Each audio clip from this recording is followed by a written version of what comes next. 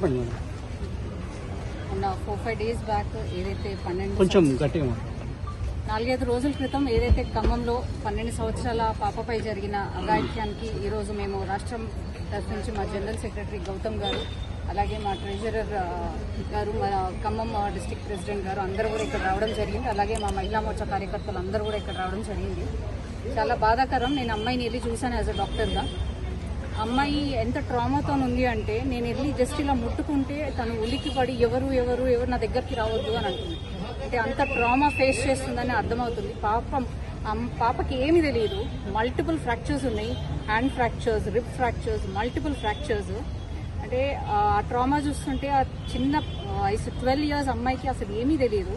అట్లాంటి అమ్మాయిని ఇలా చేసి మళ్ళీ దానిపైన బిల్డింగ్ నుంచి పడేయడం అనేది ఇంతకంటే దారుణమైన విషయం ఇంకోటి లేదు.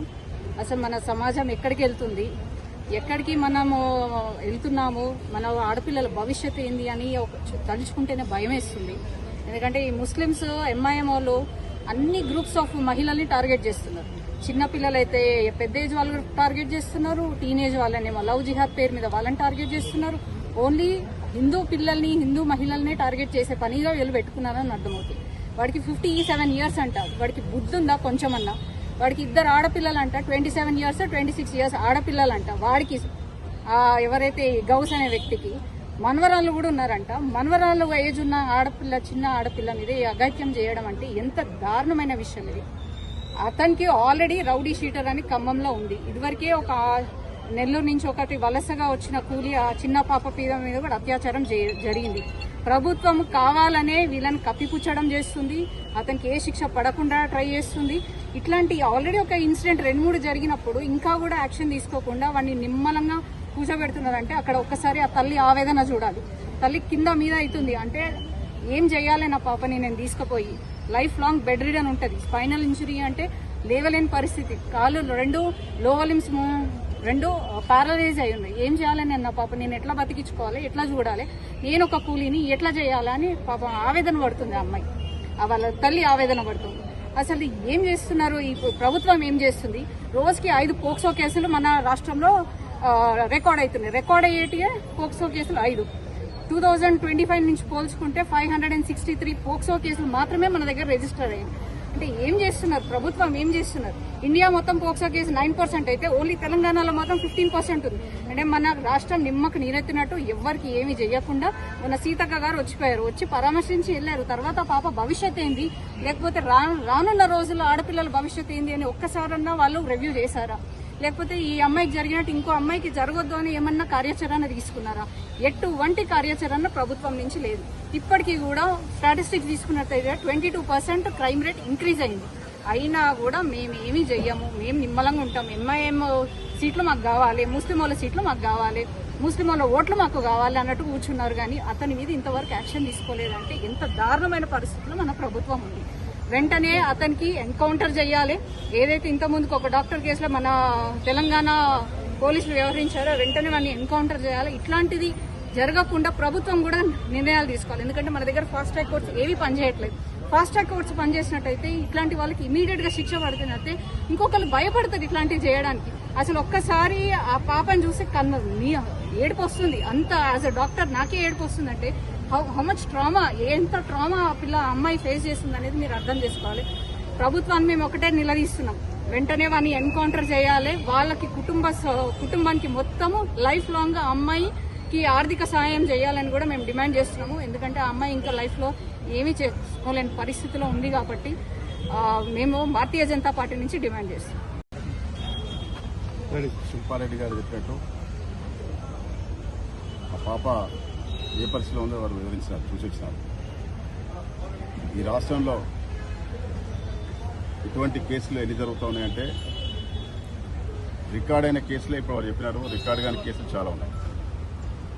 ఈ ప్రభుత్వం వచ్చిన తర్వాత, గత ప్రభుత్వం, ఈ ప్రభుత్వం, ఈ తెలంగాణ రాష్ట్రం ఏర్పడిన తర్వాత ఈ ఎంఐఎం కనుసనలో పనిచేస్తున్నటువంటి 2 ప్రభుత్వాలు కూడా వాళ్ళు ఎటువంటి ఇష్టారాజ్యంగా వ్యవహరించినప్పటికీ కూడా ఎటువంటి చర్యలు తీసుకోకపోవడం కారణంగా ఈరోజు తెలంగాణలో ఇటువంటి సంఘటనలు కోకొల్లో జరుగుతూ ఉన్నాయి.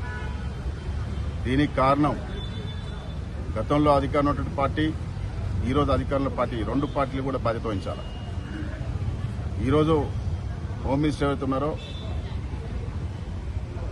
సీఎం దగ్గర ఉంది, కానీ కనీసం ఇక్కడికి వచ్చి ఇంత సంఘటన జరిగినప్పుడు కూడా చిన్న పాప అనే ఒక మానవత్వం కూడా లేకుండా ఈ యొక్క రాష్ట్రంలో ఉన్నటువంటి హోమ్ మినిస్టర్గా బాధ్యత ఉన్నటువంటి చీఫ్ మినిస్టర్ గారు కూడా వచ్చి పరామర్శించలేదు. ఖమ్మంలో ఉన్నటువంటి డిప్యూటీ సీఎం ఉన్నారు, ఇద్దరు ముఖ్యమైన మంత్రులు ఉన్నారు. అక్కడే ఈ పరిస్థితి కనుక ఉన్నట్టయితే మిగతా రాష్ట్రంలో ఉన్నటువంటి పరిస్థితిని మనం అర్థం చేసుకోవాలి.